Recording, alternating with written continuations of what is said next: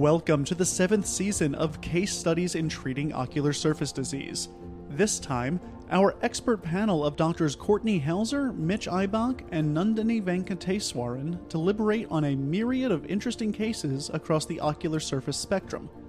In our first case, Dr. Nandini Venkateswaran discusses a patient she suspects may have a limbal stem cell deficiency. Hi, everyone. Thank you so much for tuning in to our Ocular Surface Symposium. Today, we have three wonderful cases.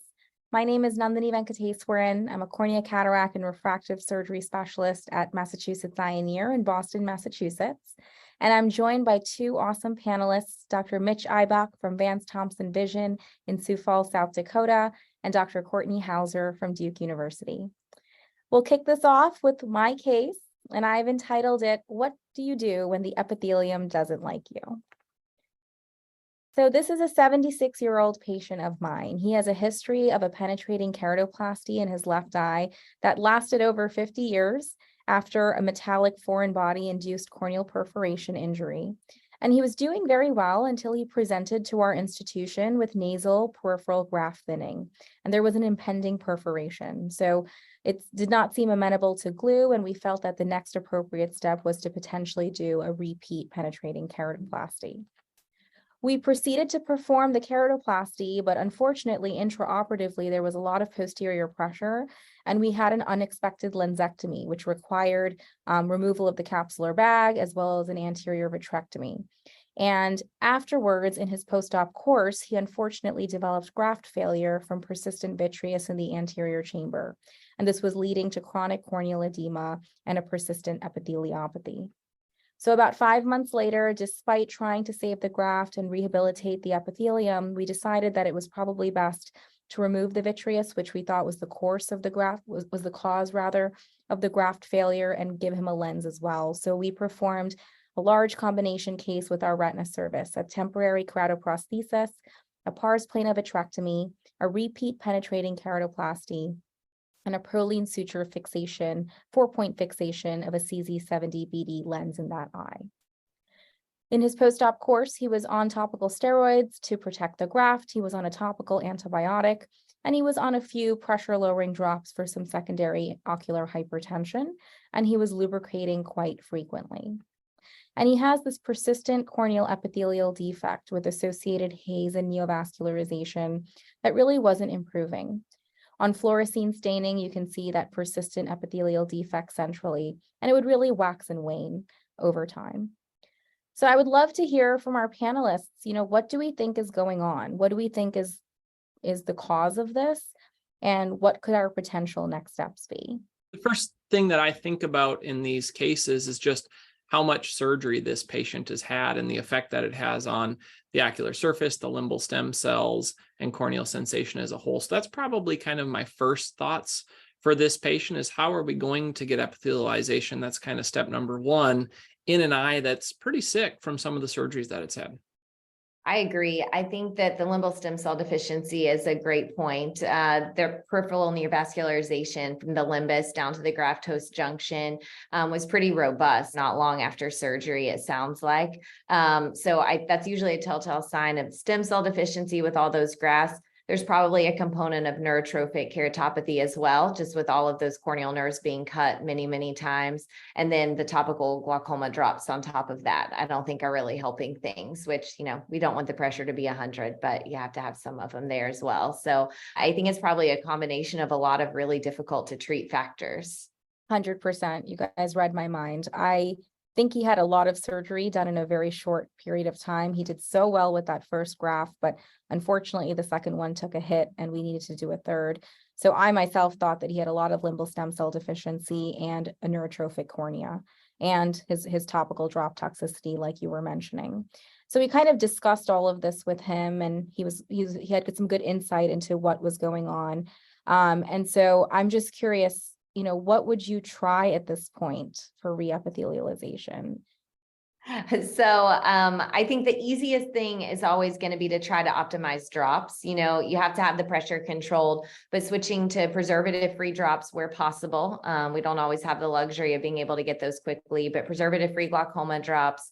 The eye still looked quite inflamed. I think fortified cyclosporin is always a good addition to try to calm the eye down, though at some point I think we get to a point of diminishing returns with adding drops to an eye like this as well. You know, I usually consider it an emergency when you have a graft like this not epithelializing, because the longer you wait, the higher the chance of failure and rejection with all those blood vessels. I have a pretty low threshold for doing an amniotic membrane, like a Procara or even a sutured or glued amniotic membrane. And if that doesn't work, if autologous serum isn't a readily available option, I will often jump to a tarsorrhaphy on a high risk graft, either pharmacological or surgical, just to try to get it to heal so we don't lose it again. Yeah, I agree. I think those are great points and covered a lot of my thoughts there. I really like the amniotic membrane graft in this patient. I also think just something simple in our practice is punctal occlusion, whether that be a permanent plug, a temporary plug, upper and lower, maybe considering punctal cautery as well. And then a tarsorrhaphy has to be on the list if we're not getting this to close in kind of a 2-week or less time frame. Absolutely. And while simultaneously, I think doing all of this, at least protecting the cornea in some way, whether it be with the amniotic membrane, like you said, or even soft bandage contact lenses, and even potentially scleral lens fittings were something that were coming to mind. So what did we do? He's basically had a non-healing epithelium for several months. And we were, like I was mentioning, doing intermittent bandage contact lenses. We were using contour lenses versus air optics lenses, and would love to get Dr. Ibach's thoughts on if he has a preference for one. We also started serum tiers, and we changed all the pressure lowering drops to preservative free. He was on, minimum topical steroids and antibiotics as needed to preserve the graft as well as prevent infection. We covered for viral etiologies for herpetic coverage with Valtrex. And interestingly, he was being co-managed with one of my colleagues in Florida, and we had started topical insulin, which we'll talk a little bit more about as well, as an opportunity for reepithelialization. And we had started the process of teaching him how to get fit into a scleral. But just curious, Dr. Ibach, I think there's a lot of thoughts in terms of different soft contact lenses and oxygen permeability. Do you have a preference, or what do you kind of counsel your colleagues or your patients to use? Yeah, I think in general, air optics is going to have a little bit better oxygen permeability, but my experience is in these patients who have a PKP, the radius of curvature and the irregularity to the corneal shape can be such that a contour lens is just going to fit better for them. They're going to have kind of less bunching of the lens, maybe less irritation from the lens, and hopefully it's a little bit easier on the epithelium as we're trying to get it to heal. And so in this case, I'm probably going to lean with a contour bandage lens with a larger diameter to try to get a better fit. The one thing we didn't say that I think would be very reasonable and definitely would be on my short list of treatments for more of the chronic steps in this patient would be some type of recombinant nerve growth factor like Synedrimin. Absolutely. We didn't start Synedrimin, and it was really because he was kind of going back and forth between Boston and Florida. So just logistically, we were kind of doing what was easily accessible, but I 100% agree. I think nerve growth factor plays a big role.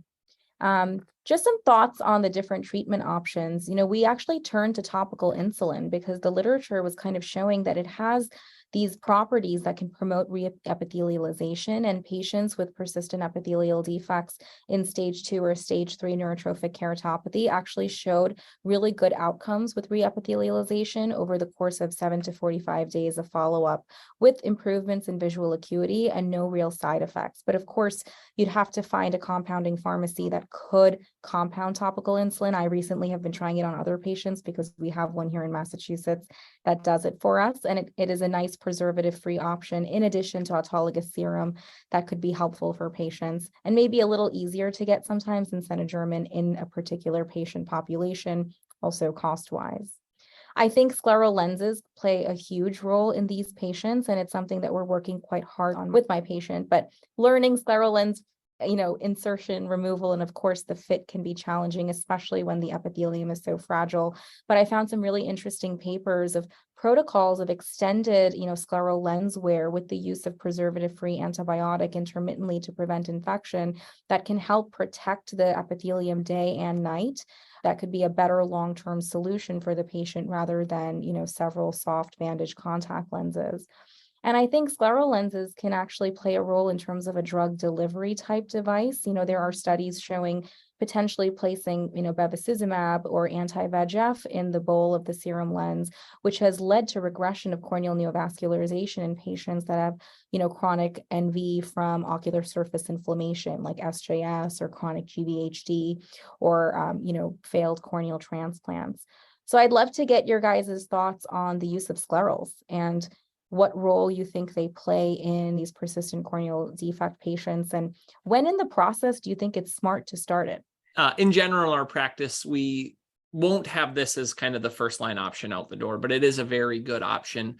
You're just bathing this corneal tissue in a fluid or some type of drug delivery, as you said to Nandini, in these patients, and it can be really, really helpful to just have that kind of complete coverage.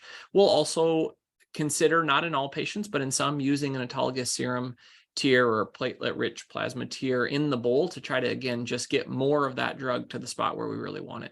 I agree. And it's like we have quite similar cases, Nandini. So we've done this before. I did it some in fellowship and I've done it some now with our wonderful scleral fitter here, especially in high-risk patients that aren't healing. We've tried full-time scleral wear with moxifloxacin or another preservative-free antibiotic in the well, and it can be great. It's not foolproof. It doesn't work 100% of the time. I think you have to be cautious with full-time wear in a patient who isn't trained to do it with frequency of follow-ups. We see people daily. You can skip, but you do need to clean it and then put it back in. So it's a lot of visits for the patient. So it can be a little logistically challenging, but it's a great option for these high-risk patients that just their corneas can't heal themselves. We're lucky here in the Boston area. We have the Boston site, which does amazing pros lens fittings for my patients. And they have such an amazing infrastructure where they're seeing these patients daily and really counseling them through daytime wear, nighttime wear, use of medication in the bowl, because these corneas can decompensate so quickly. I think that's why, like you guys are emphasizing, seeing them so often is key. And I've really actually seen some of my patients have really, marked improvements in their corneal scarring with constant scleral or pros lens use. So there's almost this type of remodeling effect with long-term wear that has really improved their vision. So not only did you close the epithelium and sure you got some haze with it, but now we're remodeling that haze so that it's not as visually significant. So really, I think my long-term goals for this patient, and he's kind of done with surgery, it's been a long road for him, but we're trying to get the epithelium closed and find options that he can manage at home to protect it. I think using the scleral lens as a device is going to be, very optimistic. And I have talked to him about a tarsorrhaphy.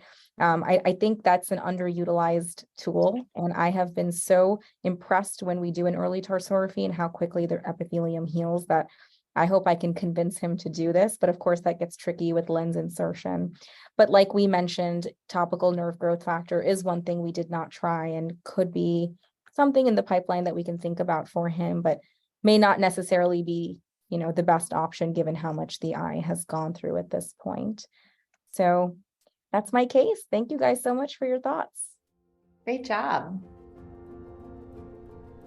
In this next session, Dr. Mitch Ibach showcases a patient complaining of watery eyes and a burning sensation. Awesome, Nandini. That was a great first case to get us going. We're going to switch gears here to a patient who I recently saw who really could feel the burn.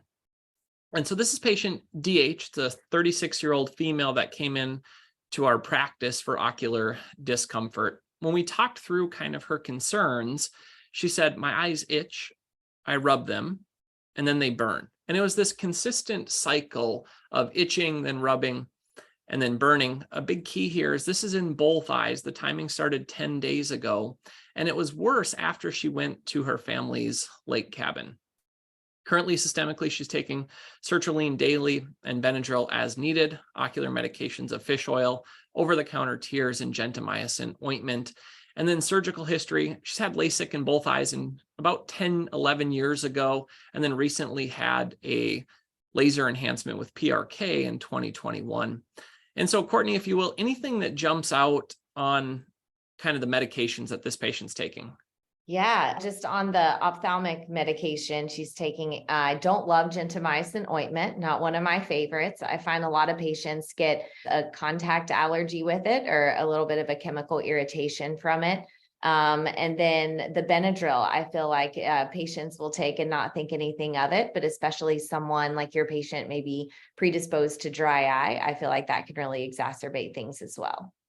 Yeah, I totally agree. I think sometimes we reach for a prescription ophthalmic ointment as more of a comfort thing, but gentamicin, the preservatives in it, can definitely lead to, in my experience, more redness and irritation for some of these patients. And then sertraline being an SSRI, these patients can also have some drying of the ocular surface and the tear film as well. And so those were kind of the three things.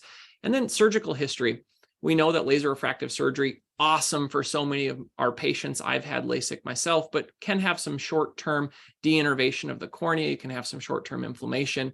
And so some of these patients kind of have spikes of discomfort during that time as well. And so even in an urgent add-on, I remember when my staff came to me, they said, you have an urgent add-on for red, uncomfortable eyes. And so we asked the patient, in the last 3 months, have you had any of these symptoms? And she said yes to dryness or scratchiness, burning or watering, nasal symptoms, and visual fluctuations. And then how often is this happening? What's the frequency of your symptoms?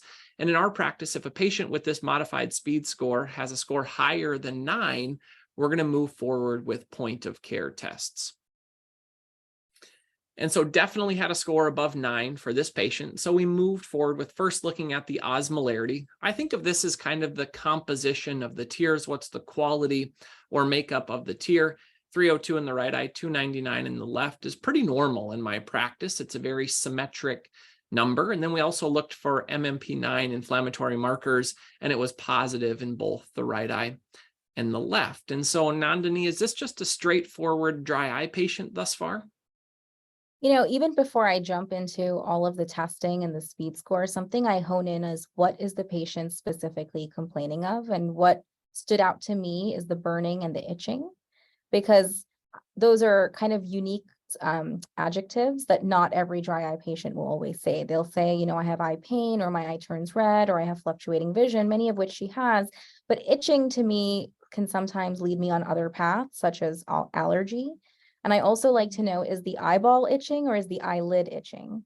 Because that also changes my differential as to if they have any lid margin disease, you know, like blepharitis or even Demodex associated blepharitis, in addition to a component of dry eye and allergy. So I like to distinguish that and get that information and put it in conjunction with all this other info that I'm getting to get a sense of, like, is this just clear-cut dry eye, or is there a multifactorial component to it?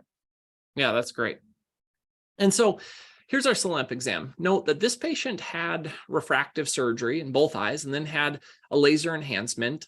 And we have mildly reduced uncorrected visual acuity, 20/25 in the right eye, 20/20 minus in the left after this PRK enhancement. Definitely blepharitis in both eyes. Conjunctiva is a little bit angry, 1 to 2+ injection in the right and 2+ in the left, and then conjunctival papillae. So we have these bumps or cobblestone appearance to the lower palpebral conjunctiva in both eyes. Patient status post LASIK, we have a little bit of SPK. The anterior chamber is quiet, which doesn't lead me fully away from an infectious etiology, but I'm thinking more something else in this patient. And here's what we see on the lower palpebral conj. This is where I like to look for signs of allergic keratoconjunctivitis. It's a little bit harder to see on the right eye, but if you really zoom in on that left eye, you can see this bumpy cobblestone appearance to the conjunctival tissue. This is a patient who's struggling with seasonal allergic conjunctivitis. Remember, in the beginning, she admitted to rubbing her eyes. One of my big clinical pearls is these allergy patients tend to have kind of an inside corner rub where they're almost rubbing on the bridge of their nose. This patient also had a very low tear breakup time. And so working diagnosis of allergic conjunctivitis with dry eye disease. We have this comorbidity that's running together. And in my experience, ocular allergy and dry eye disease can really be comorbidities that tend to worsen each other. We have these patients with ocular allergy, and now they're having dry eye flare-ups. Most allergic conjunctivitis patients are going to be diagnosed clinically, but in your practice, you can do allergy testing or IgE testing as well.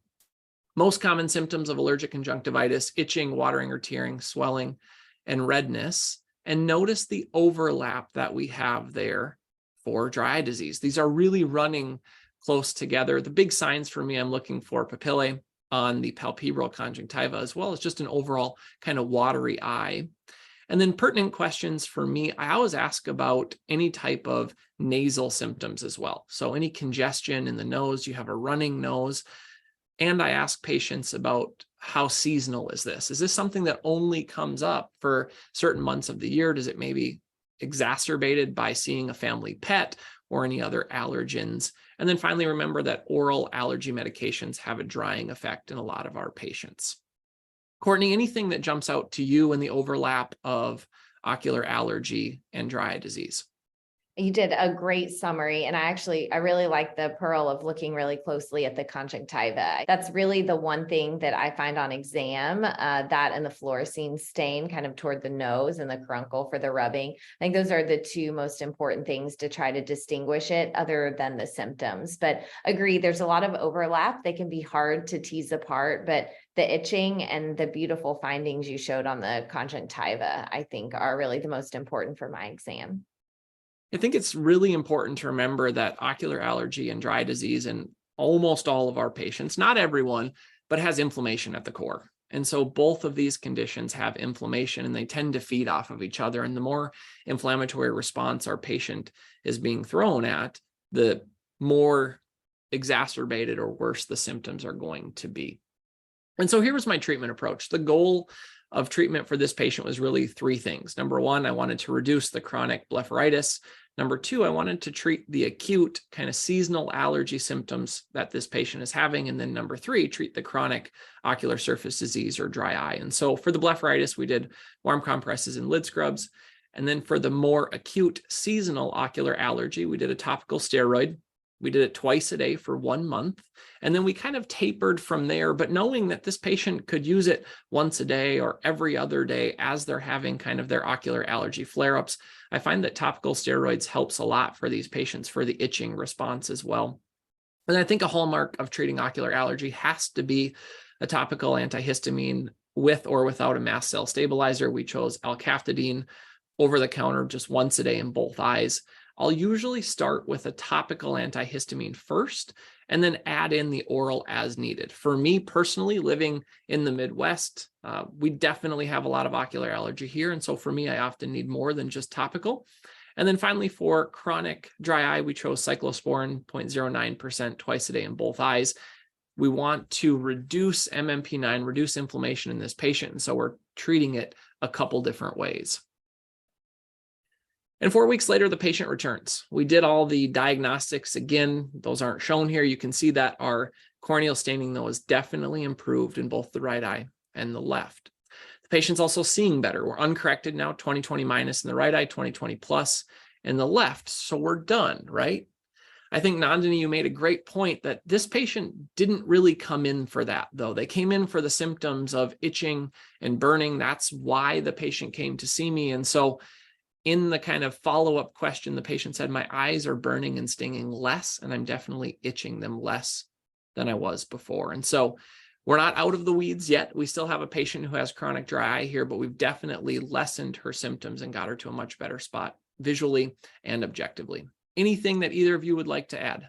You know, one thing about fluorescein staining, I think it's so helpful for the conjunctiva too, because it can really highlight that papillary or even like mixed papillary follicular reaction really nicely. And the other thing is the MMP9 testing. So just because it's positive doesn't mean it's dry eye, right? It just shows ocular surface inflammation. And I think we should use that as an adjunct, but also use all the information that you laid out to really help us hone in on the diagnosis, and the treatments will have overlap. So of course, you know, your artificial tears and your lubricants are helpful CEQA is great because it's going to have your cyclosporin component for anti-inflammatory and to help with tear production. So it's kind of multifactorial in that way. And steroids, I think, play a great role. I use similar to you, loteprednol, or even, Isuvis that you can dose 4 times a day for dry eye flares. And I tell patients you can use these as needed. Like, I don't want you to depend on them. The reason I'm starting medications like CEQA is so that we get you less of these bad days. So overall, over the course of a month, I'd like you to use it only a handful of times. I don't want you to be dependent on a topical steroid just for the risks that it can pose. And I think patients understand why they kind of need to be used concomitantly, and then you slowly taper yourself off of a steroid. And then similar to anti-allergy medications, like you can use them as needed. It's like taking a Claritin when you get, an allergy flare. And so they understand that none of this is, all and done. They definitely need to kind of think about this from a more chronic standpoint. Yeah, great points. Thank you. I think the MMP9 testing here can almost be a distractor in this patient, because you're right, ocular allergy can definitely throw inflammation and kind of lead us astray. Yeah. Well, with that, we'll wrap up. Thanks so much for joining my case, guys. Awesome case. Yeah, great case. Thank you. In our final case, Dr. Kourtney Houser discusses a severe case of neurotrophic keratitis. Thanks, Mitch and Nandini. Wonderful cases. I'm so excited to do mine now. So actually has a few parts of both with ocular surface inflammation, and then also Nandini's wonderful component of neurotrophic keratopathy. So we will jump in. This patient was inherited to me and had a complex history. So this is his first visit with me for a complex history of HSV keratitis and multiple persistent epithelial defects in his past. He 5 months ago completed a course of Sinedromin, or recombinant human nerve growth factor, for these persistent defects. At that same time, he had also been treated with autologous serum, a topical antibiotic, loteprednol, and had 2 Procaras, all of which were used to heal his epithelium. And he had been healed since, was having no issues. His follow-ups had spaced out, and now he was in for a more red eye and just wanted to get it checked because he had been told that was a red flag. So on arrival, he was already taking loteprednol once a day because it was keeping his eye not inflamed and comfortable, and he was taking autologous serum 4 times a day. So I'm just curious, either one of you guys, what do you worry about when you have a patient with this history call in with a red eye? We get a lot of red eye complaints, but with this kind of history, what's the first thing you're worried about? I think with his history of prior herpetic keratitis, and I don't see that he's on an antiviral per se, I would have a high suspicion for recurrent keratitis. Or, of course, he's been treated for, neurotrophic keratopathy. He has a new NK-associated ulcer and with a secondary infection. Those would be the 2 things I'm quite worried about. And so I would encourage this particular red eye patient to come in. I'm curious, Mitch, anything that worries you about the drops he's on or not on, you'd be worried about? Yeah, my 2 would have been the same as Nandini's. First one that jumped out to me was going to be a recurrence of HSV keratitis, not being on anything oral. Loteprednol being on a steroid, kind of intermittent use, and maybe not being persistent with follow-ups. I don't have a big concern about eye pressure spikes, but I would want that checked, maybe a once every 3 months basis, maybe a little bit less. Great thoughts. So I was worried about the same thing. So I had him come in. He did have a recurrent epithelial defect. It did have some dendritiform looking extensions. I wasn't sure if it was positive. I did not choose to culture it just because I decided I would treat him the same regardless, but he did have an epithelial defect. I did restart his Valtrex. He had not been on it. Didn't have any issues with tolerance. I stopped the loteprednol just in case we did have some active virus, and placed a amniotic membrane to get him to heal. I was a little more worried about just an epithelial defect from the neurotrophic status because he did not have much sensation on his exam. I did add an antibiotic, thankfully did not have any sort of an infiltrate. I tried to stick to moxifloxacin, and I increased his autologous serum tears. And just because he has a complex history, I'll skip forward. 10 days later, the amniotic membrane was dissolved, but he still had a large epithelial defect that was healing in, but it was still there. So at that point, we added a tape tarsorrhaphy at night because he very much didn't want a pharmacologic or a surgical tarsorrhaphy. And then even after this, so now we're 5 weeks in. So I'm on almost everything I have, and I still have a 1x1 epithelial defect that I just cannot get to close. I'm curious, do you guys have any suggestions for best next step forward? I think it's what can you do immediately and what can you start that can kind of help prevent this from happening. One thought I would have is, what percentage of autologous serum is he on? Can I increase that percentage to maybe facilitate the epithelialization? I usually start patients on 40%, but I would be open to increasing to higher concentrations like 50 or 60%. Even PRGF drops could be an option. And like Mitch was saying before, punctal occlusion is underutilized. I think placing an upper and lower plug, goggles at nighttime, in addition to the tape tarsorrhaphy, lubricant ointment, anything to just protect that area. And the one thought I could have is maybe thinking about another course of Senogermin. But the question is, like, how big is the defect in this moment? Am I worried he's going to decompensate? And can I get it quick enough so that I can get it started as I'm, rehabilitating the surface? Because I often find that when there's a delay in obtaining these medications, these patients decompensate, unfortunately, quite rapidly. Yeah, in our practice, this is where we're now considering using a scleral contact lens to try to keep this covered, trying to just have kind of complete coverage with lubrication all day long. Maybe a little bit controversial on slowing epithelialization, but I would maybe consider limping back in with a soft steroid in this patient as well, just to try to keep inflammation down once or twice a day. Yeah, those are wonderful thoughts. So we tried lots of things, but we decided that we would start the process of getting a second course of Senogermin. It had been a while since he'd been on his first course, and looking back through his history, it looks like it healed him quite well, actually, before he had even completed the course. So we decided we would get that ball rolling. But like you said, Nandini, especially at this time, which was a while back, we were having a little longer lag times of how long it took to get the treatment, especially with the second course. So we went ahead and ordered that, but and we also did apply punctal occlusion in the meantime. I was a little nervous to start a steroid, but I think in retrospect, you can see the inflammation here. It probably would have been a good idea, I think, to calm the surface. We tried a soft contact lens, but because there was not a lot of thinning, but a little bit of rolled edges, it was having a hard time sitting in place. It kept falling out. So 2 weeks later, with sort of continuing limping along with our same treatment of the autologous serum, it was 50%. So we hadn't increased it yet. He really still had minimal improvement, and actually his epithelial defect had grown. You can see there's a little epithelial tag there. Thankfully, only a small amount of thinning, but I was getting a little bit worried.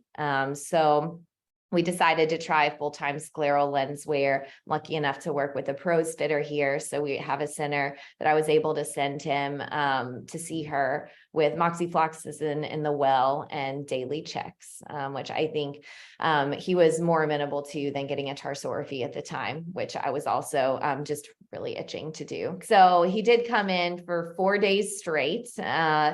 The first 3 days, it was a little bit underwhelming. So he had a little bit of an improvement in the rolled edges. By day 4, he had a little bit more improvement, but it was actually pretty slow. We were a little bit underwhelmed with the speed with which he was recovering.